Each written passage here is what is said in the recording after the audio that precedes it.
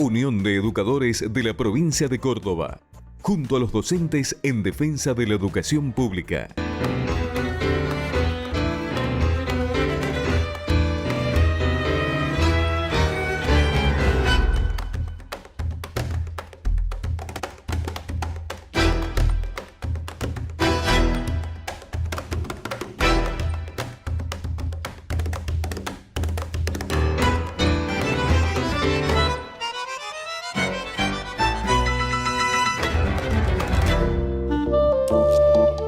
Muy bienvenidos a una nueva edición de Principio Activo, Salud y Sociedad.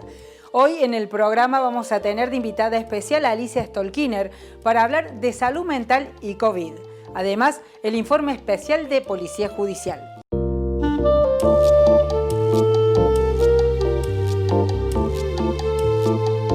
Alicia Stolkiner, psicóloga titular de las Cátedras de Salud Pública y Salud Mental de la UBA, también forma parte, con un gran grupo de expertos, de la comisión que asesora en temas de salud mental al gabinete del presidente.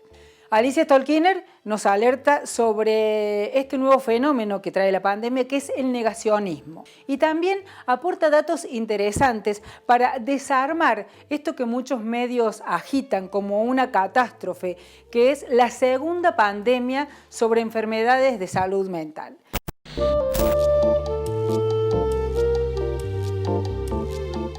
Esta realidad existe, ese es el problema.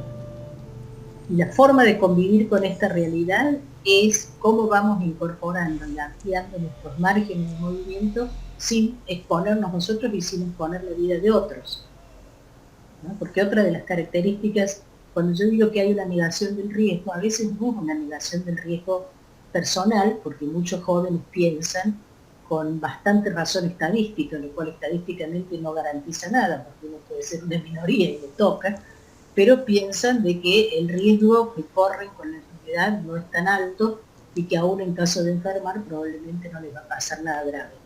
Ahora, el riesgo que sí corren es el riesgo de ser una cadena de transmisión donde en la punta de esa cadena hay una muerte. Ese es el riesgo que corremos todos. Creo que es lo que tendemos a negar conjuntamente con las otras formas de negación, como a mí no me va a pasar. Hay que ver funcionar la epidemiología dura, por mucho que digan de los epidemiólogos, porque vos sacás un cálculo matemático y relaciona la cantidad de gente circulando en la calle con la cantidad potencial de infecciones con la cantidad de muertes. Entonces, por decir, vamos, los chicos tienen que volver al colegio, tienen que volver, perfecto. Entonces ponemos en la calle tanta circulación de gente. Esto multiplica la infección de tal manera, esto significa tantas muertes. Y en la decisión estás condenando a muerte a alguien. No sé si soy más o menos clara. Eso no es de mi campo, pero eso es del campo de la salud mental de los que toman decisiones. Claro. Cuando las tienen que tomar responsablemente. Eso es lo que escucha una persona que tiene que tomar una decisión cuando escucha responsablemente. En algún lugar hay una persona en este momento que está comiendo, está charlando, está saludando a sus nietos, etcétera, etcétera, que va a morir cuando nosotros tomemos esta decisión. Nueva normalidad es un oxímoron. ¿Cómo vivimos? ¿Cómo hacemos? Hay una persona que dijo una vez, mientras dura este paréntesis, y dije, esto no es un paréntesis, esto es una parte de nuestras vidas. Entonces, ¿cómo hacemos para vivirla de la mejor manera posible? Manteniendo de la mejor manera posible nuestros vínculos, lo más cálido, lo más cuidadoso, lo más amoroso del vínculo con los otros. Y cómo controlamos la ira que la situación nos produce, porque hay una forma de evolución del duelo y de la depresión que es la forma colérica. O sea, no perdono la vida de Sargento, no perdono la muerte enamorada, es de la poesía de la poesía de Ramón Siquet, o cuando uno dice, pero maldigo a Dios, cuando dicen maldigo a Dios en la literatura, ese odio que se despierta y que es una fuerza, así como el mercado trata de capitalizar el deseo, también hay fuerzas que tratan de capitalizar el odio y encauzarlo políticamente. Eso está muy claro en un texto que estoy revisando, que yo usé mucho para trabajar la crisis de la hiperinflación, un texto de Ferguson que se llama Cuando muere el dinero, que es la República de Weimar y cómo se gesta el nazismo y cómo lo que logra capturar es una sensación de odio y humillación producida por una catástrofe, en este caso económica, social de un país en deuda en ese momento, ¿no? En el pago de deuda. Entonces lo que nosotros tenemos que hacer es ver cómo reencauzamos esa tendencia, y lo tenemos que hacer con dificultad, porque yo debo decir que la mayoría de los medios no han estado a la altura de las circunstancias. Uno prende y escucha y agita, gente que tiene que estar en la casa reflexivamente, cuidadosamente, y lo que escucha es una noticia repetida infinitamente, tratando de mostrar que este es malo, aquel es peor, el otro es mucho más malo todavía, y que esto se hizo mal y lo que aquel se hizo peor, y que alguien conocido, alguien que está ahí, que yo tengo que identificar, tiene la culpa. En medio de disparates. Por ejemplo, yo en este momento veía la salida de empresas o no entrada de empresas en Argentina en este contexto. Es un fenómeno mundial. Es un fenómeno mundial. O por ejemplo, alguien me decía, bueno, pero no podemos vivir más, los chicos no van a la escuela, ¿qué va a ser? El agregado de nota catastrófica. Se viene una pandemia de enfermedades mentales. No la tuvieron los europeos en la posguerra, no la tuvieron los japoneses después de Hiroshima. Nosotros, todos los que vivimos en América Latina, somos descendientes de catástrofes. Y somos todos descendientes de situaciones muy traumáticas colectivas, ¿no? Mediatizadas socialmente, mediatizadas por colectivos. Entonces, no vengan además a avisarnos que vamos a estar todos enfermos mentales, porque no hay ninguna razón para pensarlo. El sufrimiento no es patología, el sufrimiento, o la angustia, o el malestar, o algunas alteraciones del sueño, o podría decir algunas preguntas inoportunas de los niños alrededor de la muerte, o el temor de los niños a que mueran sus padres, etcétera, etcétera, es lo que sucede en una circunstancia como esta. Yo no digo que no requiera ser escuchado, requiere acompañamiento, requiere dispositivos, requiere cuidado y eventualmente requiere asistencia. Pero entra mucho más dentro de lo que la ley de salud mental llama sufrimiento psíquico que dentro de una patología definida. Después de escucharla a Alicia Stolkiner, nos parece interesante hacer como síntesis una lectura que nos permite ver que siempre como país, como pueblo, hemos salido fortalecidos de grandes catástrofes, que es importante no dejarnos envenenar con el odio que se promueve desde los medios de comunicación y que nos refugiemos en la esperanza, que aprovechemos esta pandemia y este impas para poder pensar nuevos horizontes por fuera de los corsets y los modelos de opresión que nos proponen. En el próximo bloque de Principio Activo Salud y Sociedad vamos con el informe de Policía Judicial.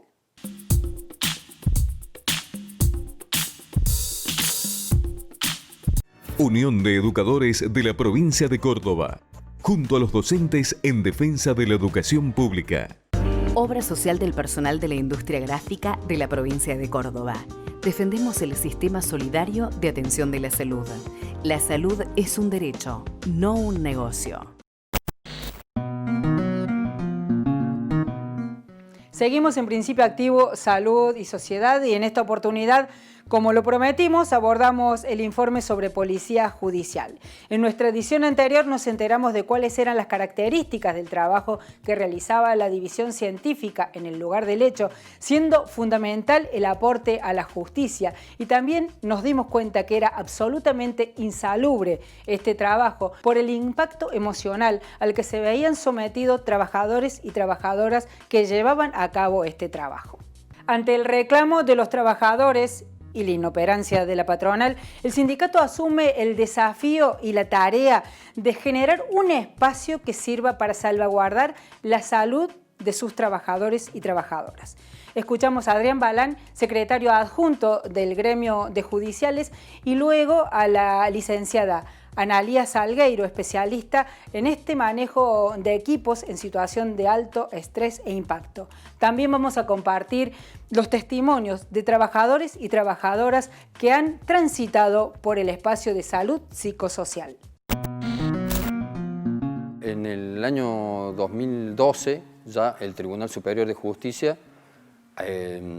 ya había reconocido la necesidad de un espacio psicosocial, lo plasmó en una acordada, pero hoy ya 8 años después, esa acordada es letra muerta y nunca hicieron nada para operativizarla. Entonces, a poco de asumir la conducción, en el año 2016, como una prioridad del sindicato, la salud y las condiciones de trabajo de las compañeras y los compañeros, decidimos que no podíamos seguir esperando respuesta por parte de la patronal y pusimos en funcionamiento un espacio propio. Convocamos a 2 profesionales que realmente hicieron un trabajo espectacular. 4 años ya de funcionamiento han tenido herramientas como para temperar un poco el desgaste psicofísico de esta tarea tan dura que realizan. Y sí quería llamar a la reflexión de la patronal, digamos, tanto de los vocales del Tribunal Superior de Justicia como las autoridades del Ministerio Público Fiscal y en la persona del Ministro de Trabajo de la provincia, que no dilaten más porque es sumamente necesario que piensen en que son personas las que realizan estas tareas. Ellos y ellas lo hacen con mucha vocación, pero ese romanticismo no existe, porque cuando vos pisás un charco de sangre o ves una mujer muerta a mano de un familiar o de su novio o de su pareja, o ver un bebé que por un accidente o a mano de sus padres ha fallecido, eso no tiene nada de romántico. Y la verdad que necesitan sí o sí, y lo antes posible, la declaración de insalubridad para su tarea. Encontramos en el espacio que problemas o singularidades o cuestiones que a nosotros nos pasaban en el lugar del hecho eran comunes. Entonces empezamos a entramar eso como un relato y un discurso colectivo y una problemática grupal. Herramientas para poder hacer un abordaje incluyendo lo humano en un trabajo que es bastante complejo. También eso nos ha dado la posibilidad de encontrar ese discurso común y poder ayudarnos entre nosotros y nosotras, entre los compañeros y las compañeras, en situaciones que son de verdadero estrés en el laburo. Lo más preocupante, digamos, era que no contaban con información, no contaban con preparación ni nada de formación, de capacitación para un trabajo así de desgastante. Y lo más preocupante o lo más, digamos, angustiante en ese entonces para todos nosotros, el gremio, para mí, para los trabajadores, era que tampoco tenían ningún espacio de contención, ni donde poder, sostenerse entre otros, ni tampoco poder encontrar herramientas de qué hacer con eso, ¿no? Con eso yo le digo que es material tóxico. Y que así como material tóxico hay que poder hacerle un tratamiento, ¿no? Un trabajo que por sí mismo, por las características que tienen, nos impactan todos los días, ¿no? Y hay que hacer algo con eso, y hay que conocerlo sobre todo, y hay que darlo a conocer sobre todo, porque si estamos hablando de estrés, todo lo que podamos anticiparnos, lo que podamos conocer, lo que podamos desarrollar de herramientas, va a hacer que lo podamos manejar y reducir con muchísima más efectividad. En el proceso también fuimos como construyendo ahí de qué se trataba, y para sorpresa de todos, descubrimos que en realidad lo que más nos impactaba no tenía que ver con los muertos, sino con los vivos. No tenía que ver con justamente para lo que estaban preparados, que era para la tarea para la que estaban preparados, ya sean el que hace planos, hacer los planos, escena, el que ha tomado huellas, tomar las huellas a un cadáver, el médico forense hacer la defunción, digo, eso estaba dentro de lo lo conocido, de lo manejable, para lo cual sí tenían como las herramientas. Para lo que no estaban preparadas era para el grito de la madre, para el llanto desconsolado de un hijo, para las múltiples manifestaciones de sufrimiento humano que existen en esas escenas y que no tienen cómo no impactar en la retina, en el cuerpo, en las emociones, en lo humano, ¿no?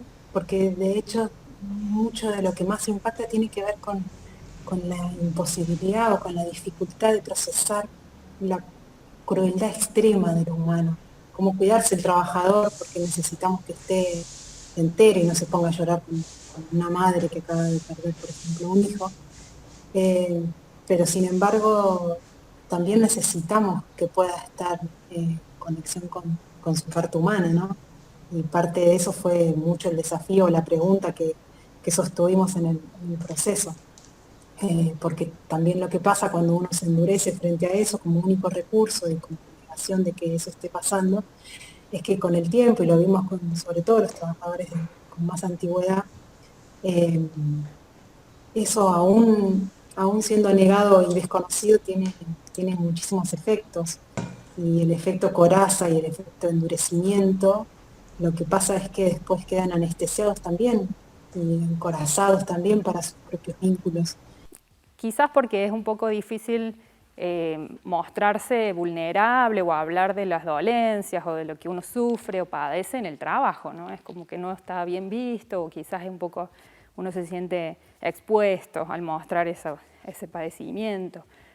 Pero con el correr del tiempo el espacio se hizo fundamental porque empezamos a ver cómo desde todas las áreas de la policía judicial, de distintas oficinas, llegábamos ahí a expresar algunos malestares, algunas inquietudes, inclusive sintomatología que algunos no sabían cómo vincularlo, pero que tienen que ver con el estrés y con el impacto emocional que tiene la tarea en sí misma.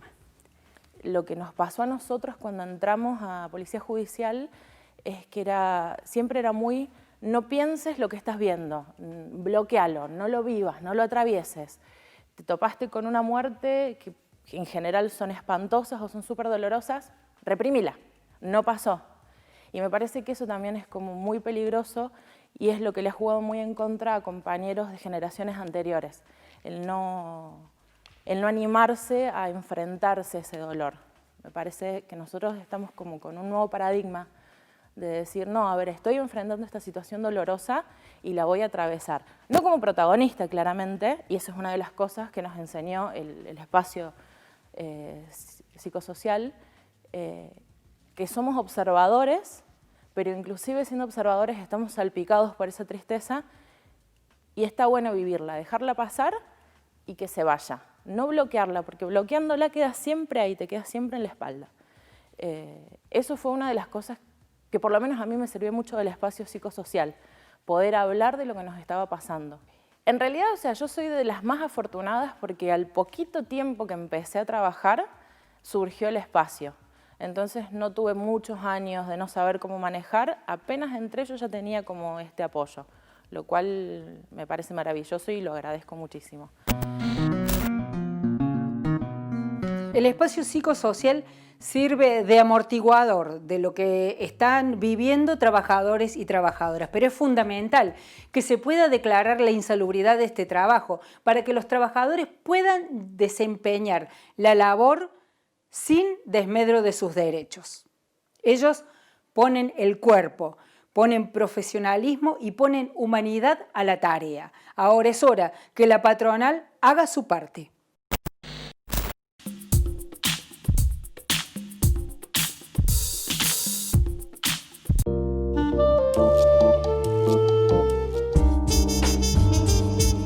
Asambleas virtuales, ventajas del mundo digital.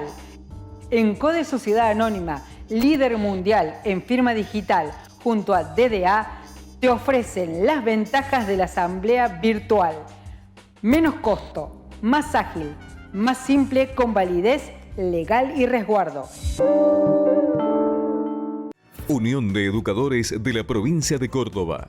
junto a los docentes en defensa de la educación pública. BM Consultorios Odontológicos. Somos un equipo de odontólogos formados para prevenir y cuidar tu sonrisa.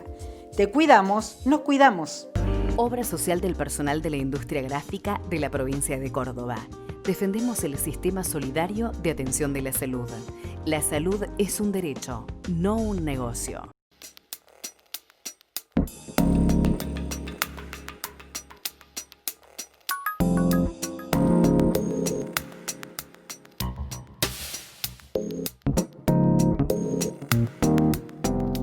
Arribamos al último bloque de Principio Activo, Salud y Sociedad, el turno de la economía feminista.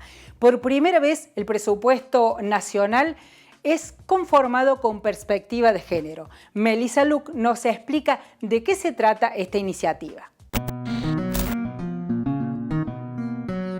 Hola a todos y a todas. De nuevo, Melissa Luc hablándoles sobre economía feminista.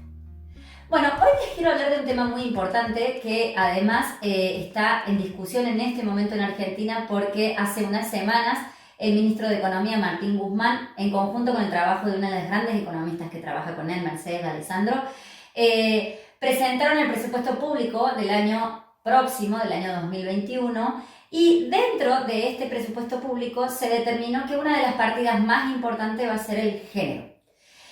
¿Qué quiere decir esto? Que el presupuesto público que presentó Martín Guzmán las semanas pasadas tiene perspectiva de género. Y quiero contarles un poquito qué significa esto y por qué es importante que los presupuestos públicos tengan perspectiva de género.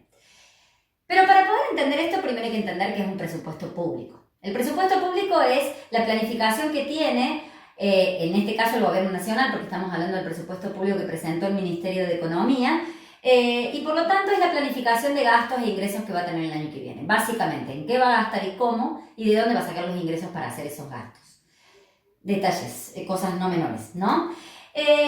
Lo que pasó este año que una de las dimensiones más importantes del presupuesto público va a ser el género. Esto quiere decir que el presupuesto público está pensado desde la perspectiva de género. En particular, la perspectiva de género y la economía feminista van a venir a decir que las políticas públicas no son neutrales en términos de género, es decir, no impactan de la misma forma a mujeres y a hombres las políticas públicas que se llevan a cabo. Un ejemplo concreto que les puedo dar para que empiecen a entender un poquito de qué se trata esto es cuando, por ejemplo, los gobiernos en algún momento deciden sacar una moratoria jubilatoria para que aquellos que no han podido hacer todos sus aportes o que no hayan podido hacer ningún aporte tengan acceso a poder hacer esos aportes de una forma accesible y poder acceder eventualmente a la jubilación. Este tipo de políticas las llevan a cabo los gobiernos porque los mercados, que son muy informales y muy precarizados, no les permiten a muchos trabajadores y trabajadoras poder hacer sus aportes jubilatorios y después tener el beneficio de la jubilación. Se ha demostrado en los últimos años que las moratorias jubilatorias son mucho más solicitadas por mujeres que por hombres. Y esto la economía feminista ha venido a explicar que se debe a que las mujeres estamos más precarizadas y vivimos en mercados, trabajamos en mercados más informales que los hombres, como hemos venido hablando en las últimas semanas. Por lo tanto, la semana que viene les quiero contar cuáles van a ser las políticas públicas concretas que van a tener este presupuesto para poder tener un impacto positivo sobre el colectivo femenino y poder erradicar las desigualdades económicas que existen entre hombres y mujeres.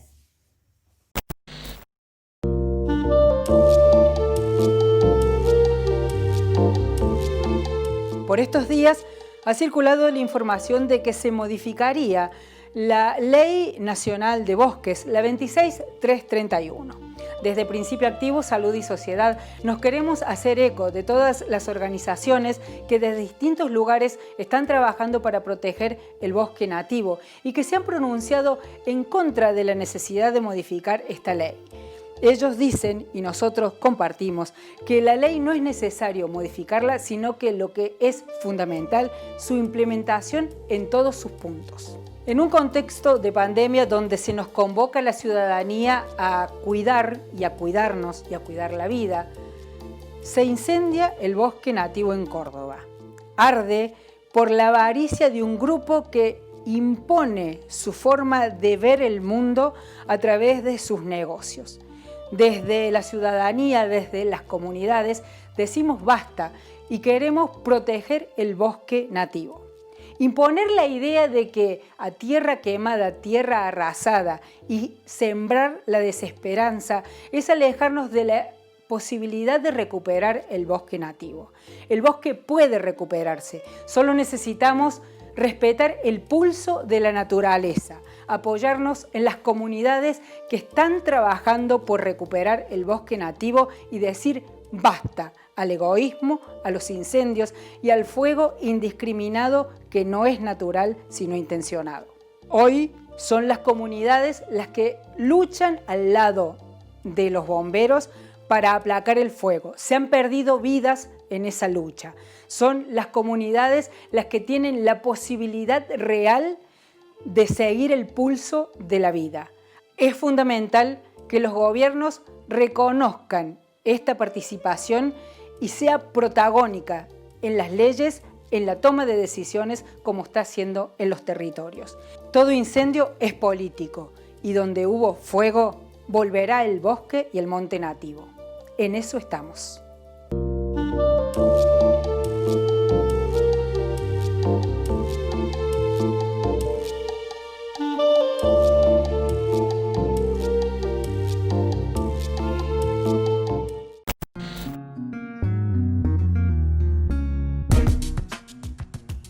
BM Consultorios Odontológicos. Somos un equipo de odontólogos formados para prevenir y cuidar tu sonrisa. Te cuidamos, nos cuidamos.